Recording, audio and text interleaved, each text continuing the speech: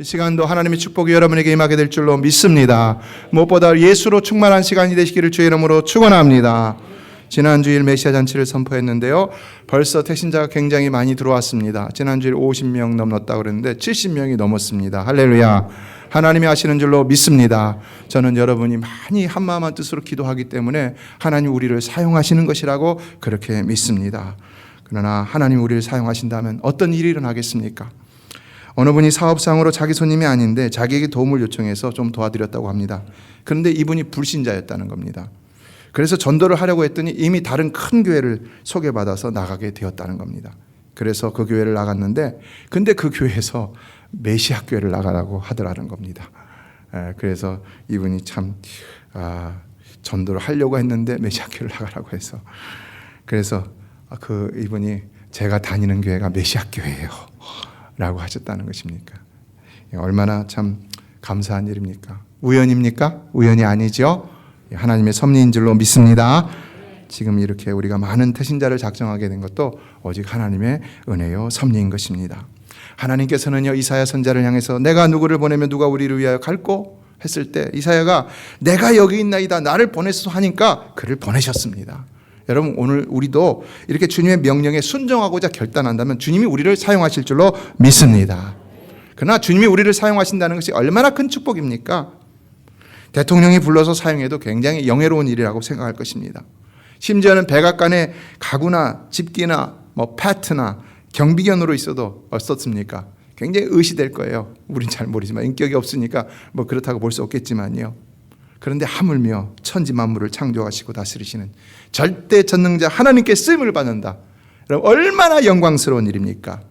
여러분 인생의 가장 큰 축복은 하나님께 쓰임 받는 일인 줄로 믿습니다. 그러나 천하보다 귀한 영혼을 구원하여 천국으로 인도하는 일에 쓰임을 받는다면 얼마나 더 귀하고 복된 일이겠습니까? 저희 교회에 중환자들이 많으시잖아요. 그래서 좀 유명하다는 분들을 제가 소개를 받으면요, 제가 개런티할 수 없으니까 먼저 가서 제가 치료를 받아봅니다. 그리고 이 좋은 의사라고 생각하면은 이렇게 보내드리는데요. 근데 좋은 의사는 누구일까요? 좋은 의사는 돈 버는 데 집중하는 의사가 아니라 생명을 귀하게 여기는 의사인 것이죠. 그래서 어떻게든지 그 생명을 위해 최선을 다하는 모습을 보이는 의사가 좋은 의사인 것이죠. 얼마나 귀한 일입니까? 추구하는 그 육신을 위해서 수고하는 그들 정말 귀하다고 생각합니다. 그러나 언젠가는 썩어질 육신을 위해서 수고하는 일도 귀한 일인데 영원히 소멸되지 않을 영혼을 위해서 위한 일이라면 얼마나 더 귀한 일이겠습니까? 그렇죠. 이화여대 병원장을 지내신 최영만 장로님이라는 분이 미국에서 40년 만에 의과대학 친구를 만났다고 합니다. 그런데 그 친구분이 만나자마자 이 장로님에게 욕을 하더라는 것입니다. 이 개 있죠. 예. 그래갖고 이분이 막 충격을 받고 막 화를 내려고 했는데 왜 그러냐? 그랬더니 친구분이 40년 전에 네가 나를 전도했으면 난 40년 동안 방황하지 않았을 것인데 너무 늦게 믿어서 억울해서 그렇다. 이 친구분은요 예수를 영접하고 난 다음에 의사생활을 그만두고 선교사라서 지금 복음을 전한다고 있다. 여러분 예수 믿는 것이 얼마나 행복한 일입니까? 믿으십니까? 예수 믿는 일이 행복한 일인 것이죠. 그때 장로님이 왜 그 친구분을 전도하지 못했느냐? 그분이 불교 신자라서 전도하지 못했다는 것인데요.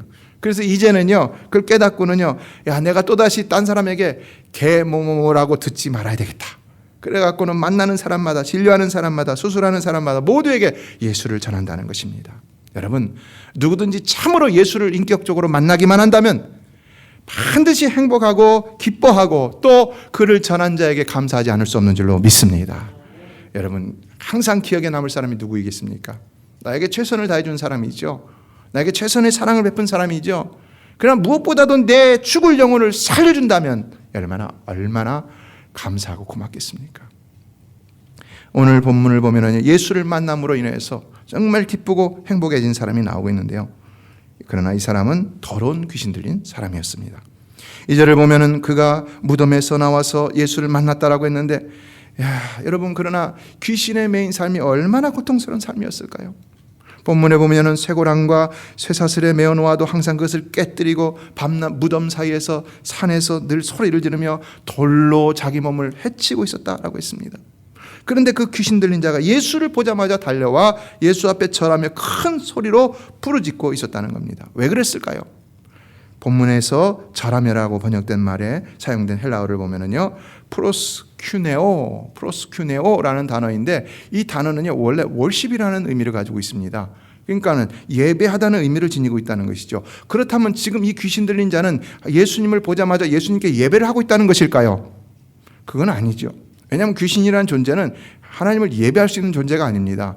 야고보서 2장 19절을 보면 귀신은 본래 하나님을 알아보고 떠는 존재인 것이지 하나님을 예배하는 존재가 아닙니다. 따라서 여기서 귀신 들린 자가 절하였다는 것은 그 예수께 굴복하였다는 의미가 있는 것입니다. 바로 그 안에 있는 귀신이 그로 하여금 예수 앞에 굴복하게 하도록 했던 것이죠. 그의 행동은 바로 귀신의 행동이었다는 겁니다. 이것만 보더라도 어떻습니까? 우리 주님은 어떤 존재라는 것입니까? 정말로 인간의 능력과 존재를 훨씬 뛰어넘는 놀라운 이 영적인 존재보다도 훨씬 더 뛰어난 신적인 존재라는 것이죠. 예수님을 본 귀신은 예수님께 굴복하는 비극적인 순간을 맞이했지만, 그러나 그 귀신에 들린 사람은 실로 아무도 해결해 주지 못했던, 귀신에 붙들렸던 문제를 한순간에 해결받는 놀라운 은총을 잊게 되었다는 사실입니다. 여러분 기억하십시오.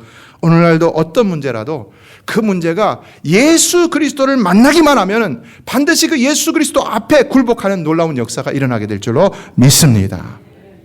어느 전도팀이요, 어떤 마을에 복음을 전하러 갔는데 그 마을에서 토착신을 섬기는 제사장이 나타나서는 말했다고 합니다. 만일 우리에게 예수신을 전하고 싶다면 예수가 우리 신보다 더 강하다는 것을 증명해 보이라. 그래서 전도팀이 어떻게 할까 하다가 기도를 드린 후에 제사장에게 말합니다. 마을 사람들을 모으라. 하나님과 너희 신 중에 누가 더 센가를 우리가 보여줄 것이다. 그래갖고 마을 사람들을 모였는데 한 1,000명의 사람들이 모여들었습니다. 그래서 이제 어떻게 할 것인가 보니까 이 전도팀들이 다 같이 손을 들고 하나님 앞에 기도를 합니다. 똑같은 말로 말합니다. 그리고 예수의 피를 의지해서 예수의 이름으로 명하노니 사탄은 떠나갈지어다. 그랬더니요, 갑자기 제사장 우두머리가 벌벌 떨기 시작하다는 것입니다. 그리고 말합니다. 선생님들, 나는 여러분의 신 예수를 믿고 싶습니다. 그래서 왜 그러냐 물었더니 이렇게 말했다는 겁니다. 나는 우리의 신의 제사장으로 늘 신들과 대화를 해왔습니다. 그런데 여러분이 기도하면서 예수 이름으로 떠나라고 명령할 때 이곳에 모였던 가장 큰 귀신부터 가장 작은 귀신까지 예수가 더 이상 우리가 이곳에 머무는 것을 허락하지 않는다라고 하면서 다 달아나 버렸습니다. 그래서 예수 믿겠습니다.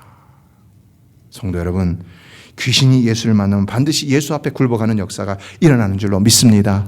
예수 앞에 쫓겨날 줄로 믿습니다. 그러므로 사단이 주는 어떤 시험과 유혹과 어떤 문제라 할지라도 그것이 예수 앞에 서게 되면 반드시 다 사라지고 쫓겨나는 역사가 일어나게 되는 줄로 믿습니다. 우리 예수는 바로 그런 분이십니다. 그래서 그는 7절에서 이렇게 부르짖고 있는데요. 이르되 지극히 높으신 하나님의 아들 예수여, 나와 당신이 무슨 상관이 있나이까? 원하건대 하나님 앞에 맹세하고 나를 괴롭히지 마옵소서. 나와 당신이 무슨 상관이 있나이까? 무슨 말일까요? 원문을 보면은요, 나 그리고 당신에게 무엇입니까? 이런 뜻입니다. 나 당신에게 무엇입니까? 그러나 이것을 다시 의역을 해보면요, 나와 당신이 무슨 관계입니까? 이런 의미입니다. 무슨 relationship이 있습니까? 없다는 거죠. 왜 이런 말 할까요? 이거는요, 지금 이 뒤에 나오는 나를 괴롭히지 마옵소서라는 말을 보면은 귀신은 예수님과 상관하면 괴로울 수밖에 없다는 겁니다. 귀신이 예수님을 만나면 괴로울 수밖에 없다는 것입니다. 사탄이 예수님과 관계하면 괴로울 수밖에 없는 겁니다. 더 나아가 사단이 주는 문제가 예수님과 관계하면 또 예수님을 만나면 괴로울 수밖에 없는 것입니다. 그래서 예수님이 떠나기를 이 귀신이 원하고 있는 것을 볼 수 있는데요. 자, 여러분, 그렇다면 예수님이 떠나야 할까요? 귀신이 떠나가야 할까요? 말이 안 되는 거지요. 강한 자가 왔으면 약한 자가 떠나야 되는 것이지요. 그렇죠? 그래서 8절을 보면 이는 예수께서 이미 그에게 이르시기를 더러운 귀신아 그 사람에게서 나오라 하셨습니다. 성도 여러분, 사단이 예수를 만나면 예수님이 떠나시는 것이 아니라 사단이 쫓겨가는 역사가 반드시 일어나는 줄로 믿습니다. 여러분의 삶에도 사단이 주는 어려움이 예수를 만나게 된다면요, 반드시 그 앞에서 그 어려운 문제가 쫓겨나가는 역사가 일어나게 될 줄로 믿습니다. 예수님은 쫓겨나가시는 분이 아닙니다. 예수님은 쫓아내시는 분이십니다. 예수님은 가장 강하신 분이십니다. 여러분, 무당들에게 들어본 적이 있어요? 이런 얘기? 우리가 싸워서 예수의 신과 이긴 적이 있다, 이런 얘기 들어본 적이 있어요? 그러나 우리는 허다한 얘기를 들었습니다. 예수로 말미암아 귀신이 쫓겨났다는 얘기, 허다한 얘기를 들었습니다. 그렇지요. 예수는 참으로 위대한 신이신 것입니다.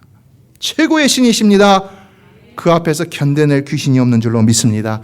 그 앞에서 견뎌낼 사단의 역사가 없는 줄로 믿습니다. 그러므로 인생이 참으로 행복과 평안 가운데 살아가려고 한다면 반드시 이와 같이 놀라운 예수를 만나야만 한다는 겁니다. 그래야 인생이 이 모든 죄악된 세상의 주권자인 사단이 주는 모든 문제로부터 해방되어서 평안을 누릴 수가 있다는 겁니다. 이에 예수님은 귀신을 쫓아내시고 있는데요. 9절을 보면은 이렇게 말합니다. 내 이름이 무엇이냐? 그러니까 귀신이 말합니다. 내 이름은 군대니 우리가 많음이니이다. 얼마나 많을까요? 10절을 보면은 그 군대 귀신이 그 지방에서 내보내지 말라달라고 이렇게 간구를 하는데, 그래서 11절을 보면 돼지떼를 보고 그 돼지에게로 들어가게 해달라고 했습니다. 이에 13절은 주님이 그것을 허락하셔서 더러운 귀신들이 그 사람에게서 나와서 돼지에게로 들어갔다라고 했는데, 그 숫자가 무려 얼마라고 했습니까? 2,000마리요. 2,000마리. 여러분 상상이나 갑니까? 여러분 안에 2,000마리 귀신이 들어있다고 생각해 보세요. 상상이 갑니까? 이거 엄청난 일이죠. 충격적인 일이죠. 한 사람 앞에 2,000마리 귀신. 그러나 2,000마리보다 더 있을 수도 있는 거예요. 왜냐하면 사람 하나에 2,000마리가 들었다면 돼지 한 마리에 몇천 마리가 들었는지도 모르는 거예요. 그렇죠? 그런데 그들이 전부 다 바다를 향하여 비탈로 내리다라 몰사하였다라고 했습니다. 귀신은 살려달라고 했지만 주님은 그들을 파멸시키셨다는 것입니다. 주님은요, 그냥 우리의 문제들을 다른 곳으로 치워두시는 분이 아닙니다. 사단이 주님 앞에 서게 되면요, 너 잠깐 비켜 있으라 하시는 분이 아닙니다. 주님은 반드시 그를 파멸시키는 분이라는 것입니다. 그를 물리치시는 분이라는 것입니다. 주님이 심판자이십니다. 주님이 의의 왕이십니다. 주님 앞에서 살아남을 어떤 악한 것도 없는 줄로 믿습니다. 주님 앞에서 살아남을 어떤 성도를 괴롭히는 문제도 없는 줄로 믿습니다. 예수로 충만하시길 주의 이름으로 축원합니다. 예수로 충만해야 되는 겁니다. 그래서 인생이 그러한 주님을 만나기만 하면 불의한 문제가 아무리 많더라도 그 심판자 되시는 예수 앞에서 해결되는 것을 경험하게 되는 겁니다. 설령 아무리 많은 귀신들이 또 아무리 많은 문제들이 우리 안에 있더라도 주님은 그들을 완전히 파멸시키신다는 것입니다. 귀신도 영적인 존재입니다. 뛰어난 존재입니다. 그런데 그런 귀신들이 무려 2,000마리나 되는 돼지떼에 들어갈 정도였다면 그 힘이 얼마나 대단했겠습니까? 그래서 이 사람이 쇠고랑도 쇠사슬도 끊어버리고 돌로 자기 몸을 해치고 있었다는 것이죠. 실로 초인적인 힘을 가지고 있었다는 겁니다. 그런데 그 엄청난 힘을 가지고 있었던 사람이라 할지라도 예수를 만나니까는 완전히 그 모든 문제가 해결되기 시작했다는 겁니다.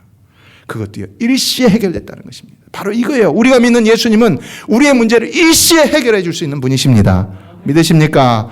오늘도 여러분 예배당에 나왔다 그냥 가지 마시고 예수로 충만하여서 여러분의 문제가 일시에 해결함을 받고 돌아가시게 되기를 주의 이름으로 축원합니다.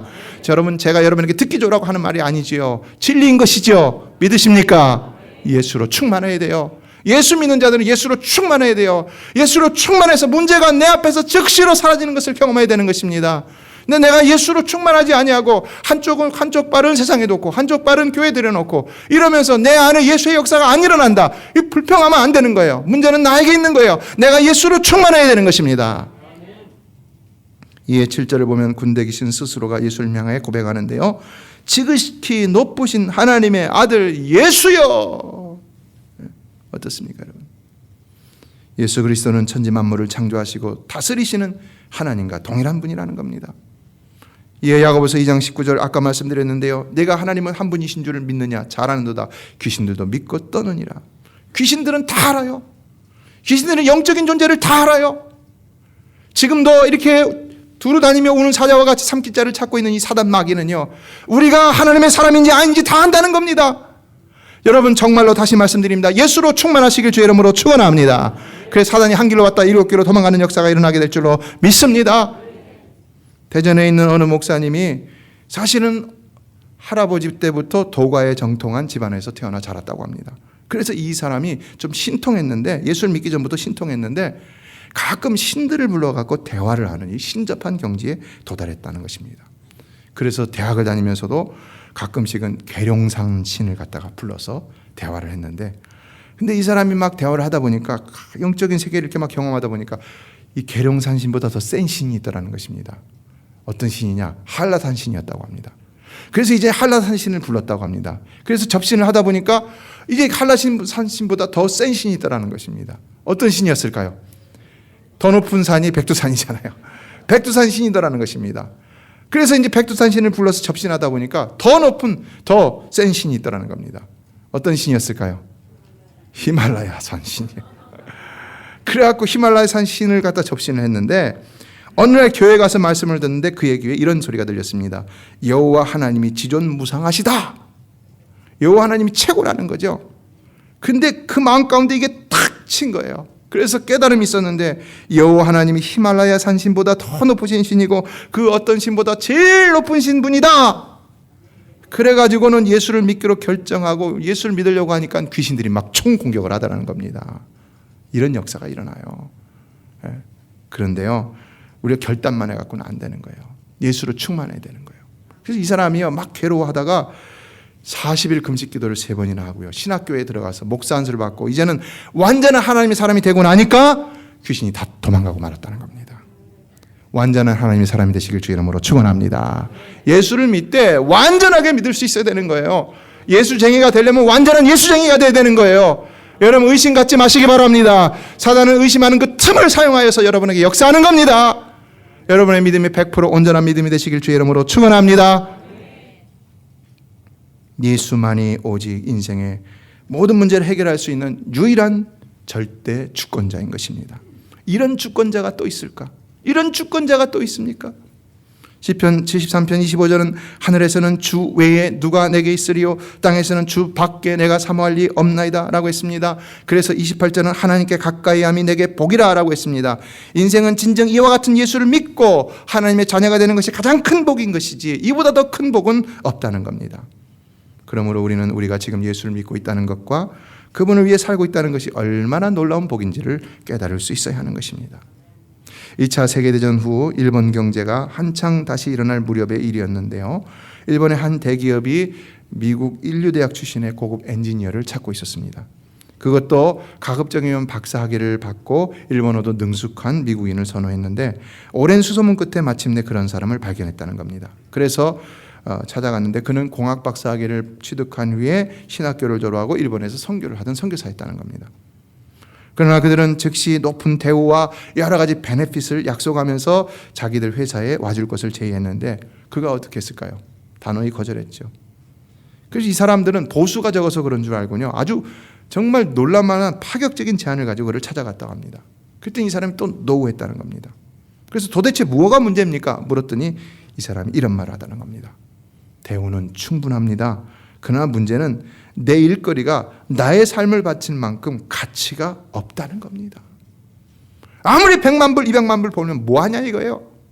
이 세상에 예수에 내 삶을 바칠 만한 가치는 없습니다. 할렐루야. 여러분도 이런 고백을 할 수 있는 믿음의 사람이 되시길 주의 이름으로 축원합니다. 이런 사람이 예수 충만한 사람입니다. 이런 사람이 완전한 하나님의 사람입니다.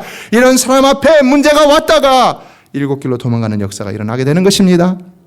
이런 사람이 되시길 주의 이름으로 축원합니다.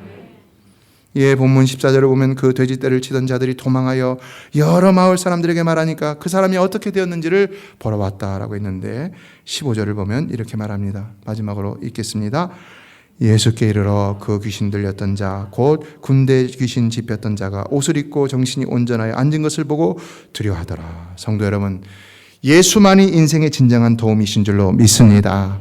예수만이 진정 아무리 해도 안 되는 모든 불가한 것들을 가능한 것으로 변화시킬 수 있는 온전한 주권자이신 것입니다. 우리는요, 무슨 문제가 생겼을 때 우리가 해결할 수 있다고 덤벼들기 일쑤이지만요, 그러나 그것을 해결하지 못할 때가 너무나도 많은 것을 경험합니다. 그런데 예수님은 아니라는 겁니다. 예수님이 온전히 한번 역사하기만 하면은 그 문제는 반드시 해결된다는 것입니다. 여러분의 삶에 예수가 온전히 역사되어지기를 주의 이름으로 축원합니다. 이러한 예수를 우리는 늘 가까이 하고 늘 충만하게 경험함으로 또한 그를 전할 수 있는 자가 되어야 한다는 겁니다. 그래서 세 번째로 예수님은 그 지방의 사람들의 요청으로 그 지방을 떠나시면서 귀신 들렸던 사람에게 이와 같은 놀라운 소식을 전하라 라고 말씀하고 있는데요. 19절을 보면은 집으로 돌아가 주께서 내게 어떻게 큰 일을 행하사 너를 불쌍히 여기신 것을 내 가족에게 알리라고 하셨다고 했어요. 그리고 20절에서는 그가 가서 예수께서 자기에게 어떻게 큰 일을 행하셨는지를 대가볼리에 전파하니 모든 사람이 놀랍게 여기더라 그랬어요. 전하니까 역사가 일어났다는 것이지요. 여러분, 예수를 전하는 여러분 되시길 주의 이름으로 축원합니다. 여러분에게 예수가 어떤 분이십니까? 예수로 말미암아 여러분의 영혼이 구원을 받았다는 것을 확신한다면요, 얼마나 기쁜 일입니까? 그 기쁨을, 나에게 큰 기쁨을 준 그 예수를 내가 어떻게 전하지 않을 수가 있는가? 하나님께서 예수 그리스도를 통해서 여러분에게 삶의 은혜를 베풀어 주셨다면 그냥 여러분만 간직하라고 주신 것이 아니라는 것입니다. 여러분만의 비밀로만 남겨두라고 그 은혜를 주신 것이 아니라는 것입니다. 그걸 통해서 예수의 이름이, 그것을 통해서 하나님의 이름이 높임을 받으시도록 전하도록 그 은혜를 주셨다는 것입니다. 믿으십니까? 그거예요. 우리는 너무 우리 한국 문화는 좀 이렇게 감추는 문화예요. 그 은혜를 받아도 자꾸 감추려고 그래요. 아니, 그러나 성경은 하나님 우리가 은혜를 주시는 이유는 그걸 자꾸 전하라는 겁니다. 왜요? 하나님 때문에, 예수님 때문에 하나님을 높이고 예수님을 높이기 위해서 전하라는 거예요. 감추지 마세요. 감추지 마세요. 예수만이 인생의 유일한 길이고 진리고 생명이십니다. 글로 말미암지 않고 아버지께로 갈 길이 없어요. 갈 자가 없어요. 아버지께로 갈 자 없단 말은 뭡니까? 인생의 영원한 소망 없다는 겁니다. 그분밖에 없다는 겁니다. 믿으십니까? 이런 놀라운 소망의 비밀을 위해서 예수님은 모든 것을 다 버리시고 이 땅에 내려오신 것이고, 그래서 전하셨고, 오늘 우리에게도 전하라고 하시는 것입니다. 그러므로 예수를 통해 구원의 은총을 입은 자라면 누구도 이것을 피할 수 없는 겁니다. 이거는 중대한 명령이자 우리의 중대한 사명인 것입니다. 예수님이 그래서 세상을 떠나시면서 유일하게 한 가지 명령하셨던 것이 바로 이것이죠. 그러므로 너희 가서 모든 족속으로 제자를 삼으라. 다른 좋은 말씀도 많이 있었어요. 그러나 유일하게 한 말씀만 하셨어요. 왜 그러겠습니까? 중요하기 때문에요. 하지 않으면 안 되기 때문에. 그래서 사도 바울은 지난 시간에도 말씀드렸지만 부득불할 일이라고 그랬어요. 하지 않으면 화가 있을 것이라. 우리도 이런 심정으로 예수를 전해야 되는 거예요. 하나님께서 여러분에게 주신 은혜가 하나님이 사용하시고자 여러분에게 주신 은혜라면요, 여러분이 그걸 사용할 때 하나님은 더 큰 은혜를 주시는 거예요. 근데 자꾸 감춰놓고 자꾸 나만의 비밀로 삼으면요, 하나님이 그거 사용하지 않으니까 더 은혜 주시지 않는 거예요. 사용해야 되는 거예요. 그러나 왜 우리는 전도의 명령을 잘 지키지 못할까? 이에 대해서 선교단체 Dare to Share라는 선교단체의 설립자인 그레그 스티어 목사님이 성도들이 전도하지 못하는 7가지 이유를 말했는데요. 첫째는 복음이 가장 시급한 문제라는 사실을 모른다라는 겁니다. 뭐가 그렇게 시급합니까? 먹고 사는 것이 시급하다고 생각할지 모르지만 그보다 더 중요한 것은 복음이라는 것입니다. 인생은요, 올 때는 순서가 있지만 갈 때는요, 순서가 없습니다. 나이 들었다고 세상을 떠나는 게 아니에요. 젊은 사람도 언제든지 세상을 떠날 수 있는 것입니다. 한 치 앞도 볼 수 없는 인생 가장 큰 시급한 문제는 뭐냐? 그 영혼이 예수 믿고 구원받아 천국에 가는 일인 줄로 믿습니다. 두 번째, 사회에서 본이 되는 리더가 되지 못한다. 삶이 그러지 못하기 때문에. 세 번째, 영혼을 위해 기도하지 않는다. 영혼의 중대함을 모른다는 것이죠. 구령의 열정이 없다는 것이죠. 넷째, 전도 훈련을 받지 않아 방법을 모른다는 것이죠. 게으르기 때문에 그렇다는 거예요. 다섯째, 복음과 천국에 대한 확신이 없다. 여섯째, 복음을 전할 이웃이 누구인지 모른다. 일곱째, 복음에 대한 기쁨과 감격이 식었기 때문이다. 저는 이와 같은 사실을 가지고 여러분에게 말씀을 드립니다. 이 복음이 여러분은 얼마나 인생들에게 시급한 문제인지를 다시 한번 깨달을 수 있게 되기를 바라고요. 또 복음에 대한 여러분의 식어진 기쁨과 감격이 다시 되살아날 수 있게 되기를 주님의 이름으로 축원합니다. 그래서 이제는 한 영혼을 사랑하는 마음으로 기도에 힘쓸 수 있는 여러분의 신앙생활이 될 수 있기를 간절히 부탁을 드립니다.